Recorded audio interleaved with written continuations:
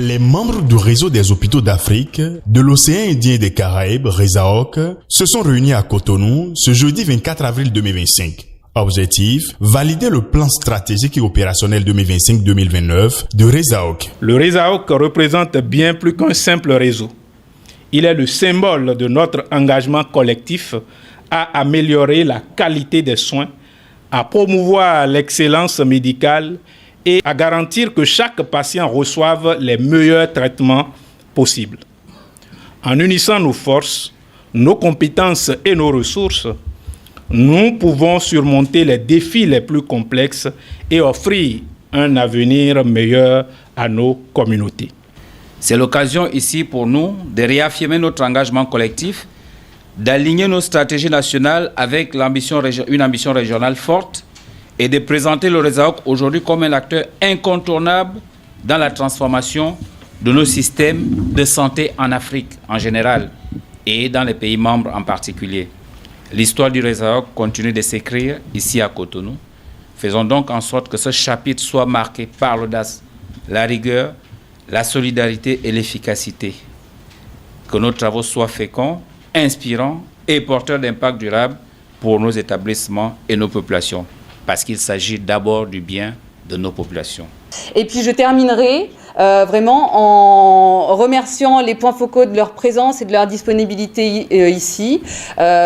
Et en leur souhaitant vraiment de bonnes discussions au cours de ces 2 jours et que, là encore, ce plan stratégique opérationnel puisse être vraiment au cœur de votre action et qu'elle reflète vraiment les enjeux de chacun d'entre vous du moment. À l'entame de cette retraite des points focaux de RESAOC, venus de divers horizons, plusieurs recommandations ont été faites afin que les 2 jours d'échange soient fructueux pour des soins de qualité, sécurisés et à moindre coût. Pour la petite histoire, l'ARS au Bénin avait la mission de mettre en place la qualité, une amélioration continue de la qualité.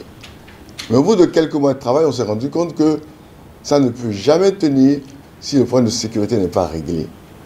Ce qui fait qu'on a mis tous ces dispositifs qualité en stand-by pour aller s'occuper spécifiquement de la sécurité. On se rend compte qu'en travaillant sur la sécurité des patients, on commence déjà à mettre de bons jalons pour que la qualité vienne se greffer et de manière pérenne.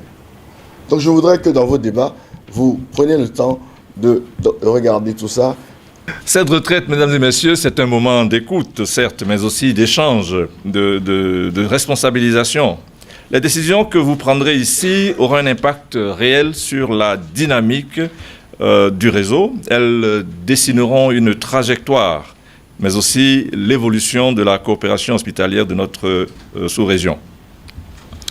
Je vous invite donc à travailler avec ouverture d'esprit, exigence intellectuelle, sens du concret.